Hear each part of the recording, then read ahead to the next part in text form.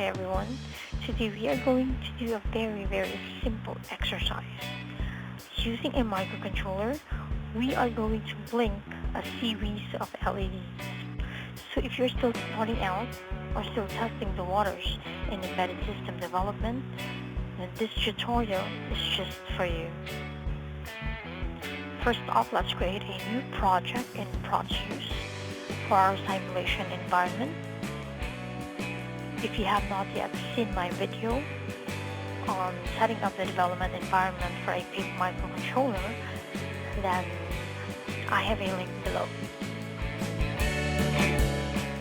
I am going to name this project LED Dancing Patterns.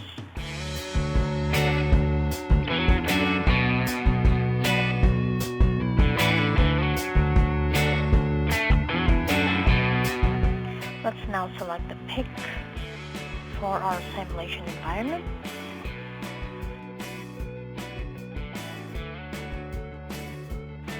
And then select a compiler.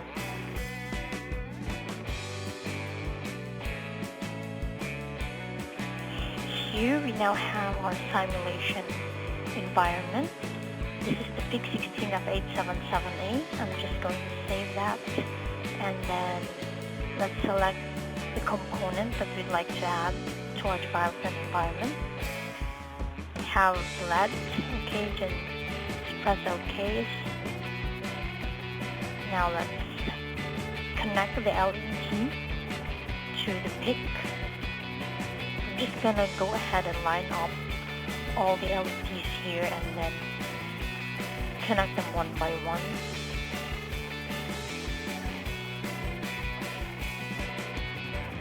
For this tutorial, I am going to use port B. You can actually choose any other port you like.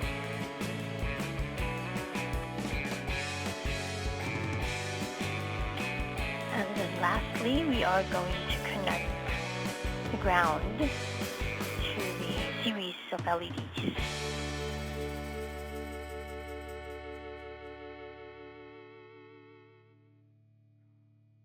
A word of warning to the newbies out there. The circuit that you are seeing right now is not the actual circuit that you are going to follow when it comes to creating an actual circuit for this experiment. Now that we are done creating the project for our simulation, next thing to do is to create the project for our code. So we have here the MPLABX IDE, and we are going to create a new project for our LED dancing pattern. Okay, just need to select the proper PIC that we are going to use. We have PIC 16F877A, and then just going to click next and select the simulator, and then we are going to select the compiler, which is XE8, and then under the project name, we are going to put LED dancing patterns.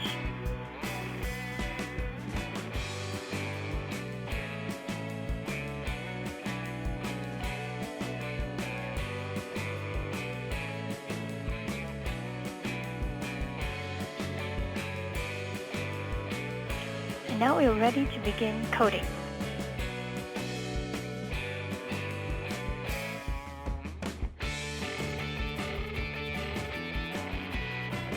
Let's create a new source file for our main.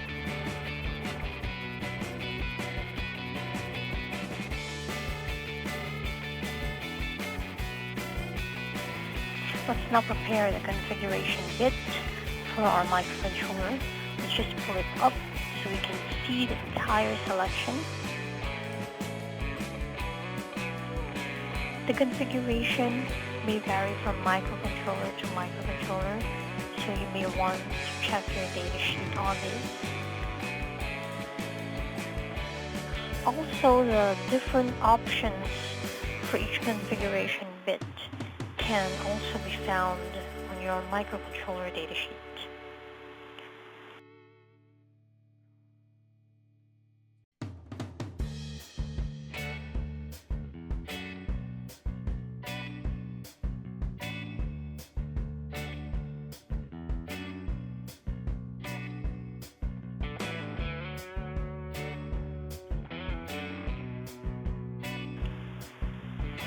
So now let's generate the source code. These codes here are what we need to configure our microcontroller. So we need to copy this one and include it in our file.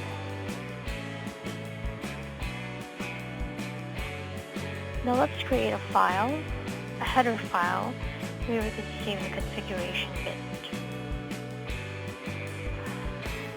When I was still new in embedded systems and I was writing my first code for a PIC microcontroller, I remember it was PIC 16F84A.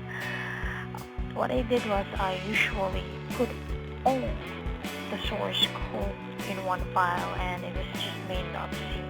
I never had any header file or any other source file.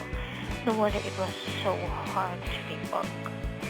You know, it was trying to find a needle in a haystack.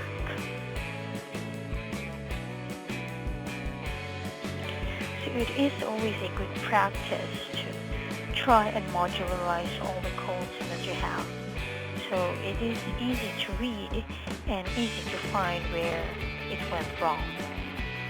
Now that we're done here, let's go back to our main file and clean it up. First, let's add the configuration header in here.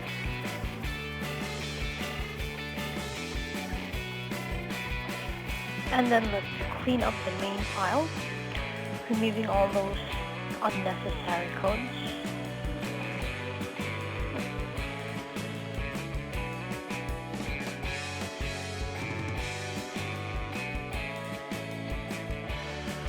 The first thing that we need to do is to initialize port B as an output.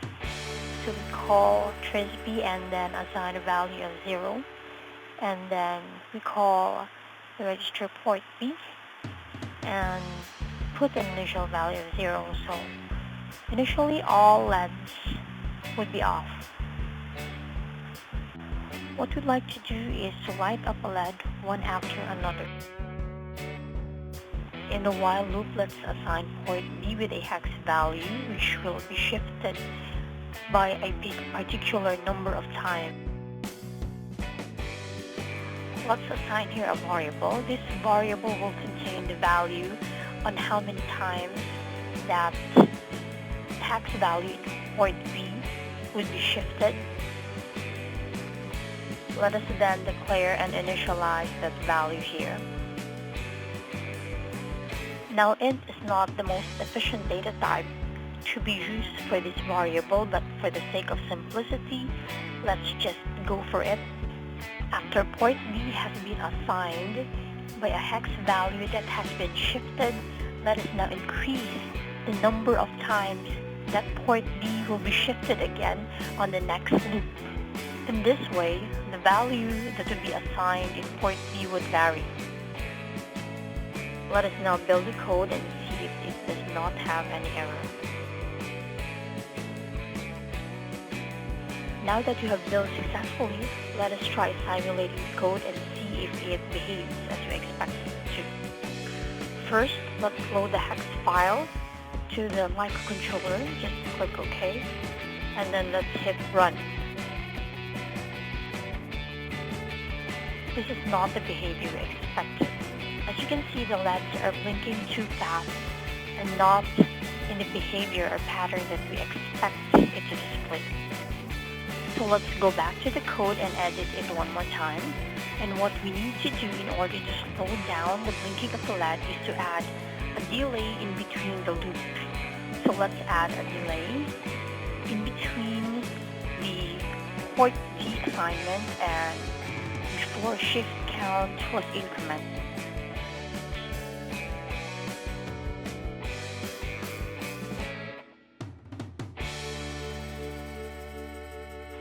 And then build. Looks like the build failed. Let's see what's the problem. See, it seemed that we forgot to define the crystal frequency. So let's do that. Let's define here at the top the crystal frequency of the microcontroller. Let's define it to run at 4 MHz. And build again. We should expect it to be successful now. Okay, and there it is. So let's go back to our simulator. Let's hit run and see how it goes. Okay, so the behavior is still wrong. We are expecting only one LED to light up at a time, and then it would traverse from D8 until D1. Going back to the code, let's see what is assigned here. Okay, so it's 1B, the wrong hex assignment. Let's reassign it to, let's say, just 1.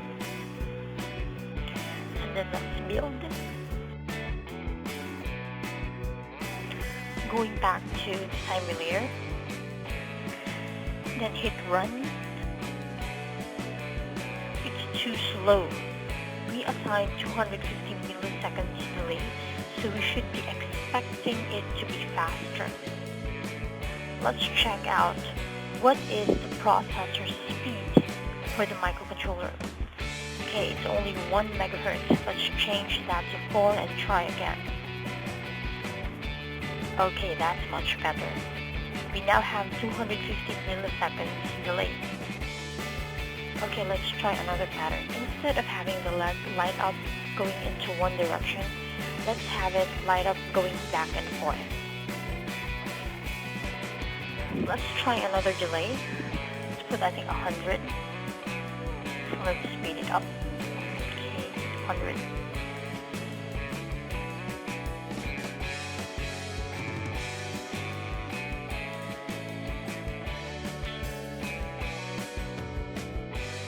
Let's add a conditional statement here which will determine which directions the LED should be blinking.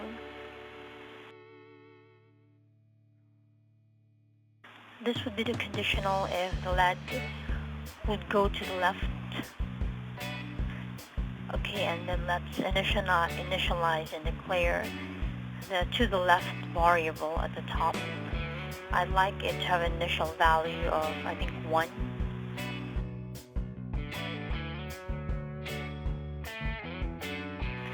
So if the direction is going to the left, let's increase the shift count variable by 1. However, if the shift count value is greater than 7, then we are going to change the shift count value to 6, and then update it to the left variable to 0, which means that now that the direction of the LED would be going to the right. So if the lighting up direction of the LED is going to the right, we will do the reverse of the previous conditional.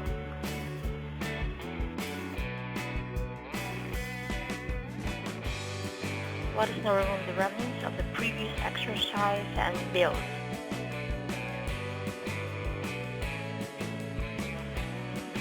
Hit run, and so here we are.